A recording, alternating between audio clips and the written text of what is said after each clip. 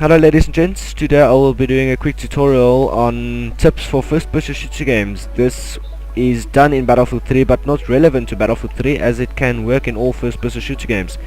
Now first off, you want to make sure you have the right DPI selected for your mouse. The easiest way to do this is just run in a direction from a wall, and then when you flick your mouse you must look exactly 180 degrees to your backside, meaning you have to look into the wall you ran from.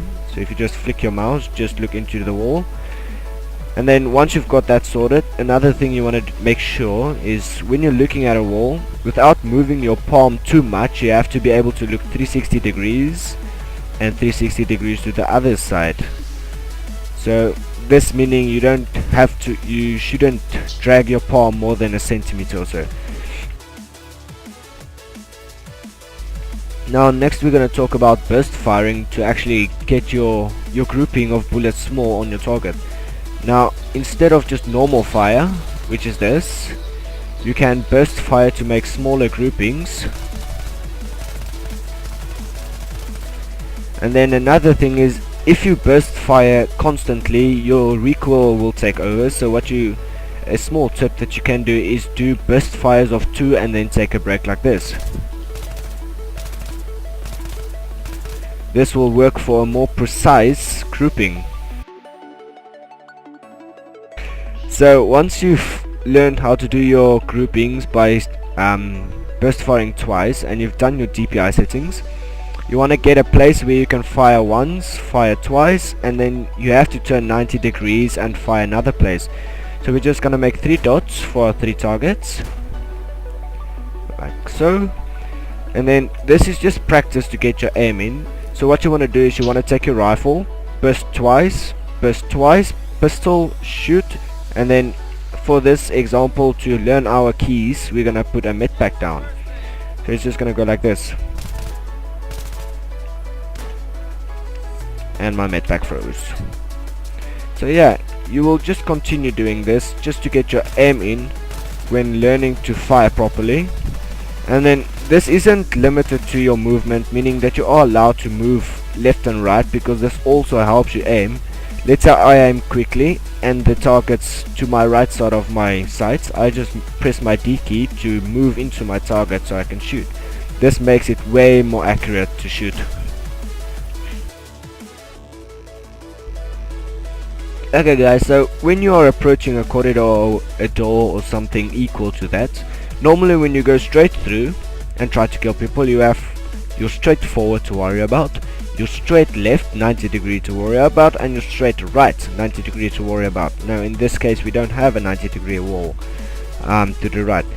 So what you want to do instead is, when you're approaching a door, you want to get to your one side of the door, just check your left side, bobbing and weaving left and right.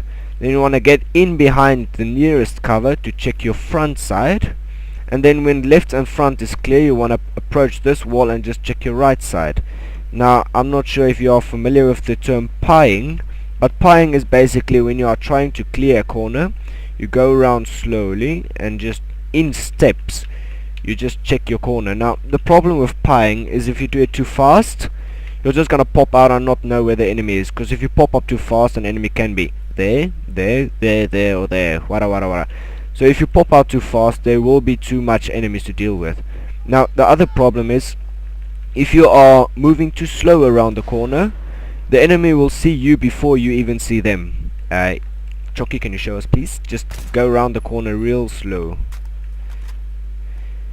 As you can see, I can see his shoulder before his face even shows, meaning that if you come around the corner, an enemy will most probably be able to kill you before you even see where the enemy is located at. So the fix for this is, normally don't aim down your sights when coming around a corner, because you can, as you will see, you go a lot slower than not aiming. So then what you want to do is you want to pop out for a part, pop back in, pop out, pop in, pop out, pop in, pop out, pop in, and then if you see an enemy, pop out and then aim. Because as I said, when aiming, your pop-up ability is a lot slower. So if you pop up, aim, and then go back in. It's a lot quicker than going down, crouching, and going piece by piece by piece. And it's also more effective if you just go like this, and then just shooting the enemy. Okay, so another tip about first-person shooter games is you get this thing called a head glitch, which is basically where an opponent sneaks by a target just about that he sees you, but you just see a little part of his head. Now, when you see an enemy head glitching, you want to get in behind cover, approach as close as possible, and then when starting to fire, move to the side. As you can see, that opens him up quite a bit. Never engage a guy straight from the front when he's head glitching. The best way to do it is to take him from the side or to move about that he can't hit you, because more experienced players always use the head glitch to take out players. So it's going to be more effective if you keep moving while you're shooting. So then another tip is basically how to fire out of your hip with more accuracy. Now, as you can see when I'm shooting now, you don't have that much accuracy when firing from the hip. But what you can do is start aiming and then start firing and release. Now this works for Battlefield. I'm not sure what other games it might work for, but as you can see, it takes your recoil down quite a bit for your hip firing. Okay, so this tip is more for distance fire when firing at an enemy at a relative distance. Now, as you all know, if you fire for a headshot, most bullets will go over his head because of recoil. So to disable this action, all you do is you aim for the feet, or more relatively you aim for the knees.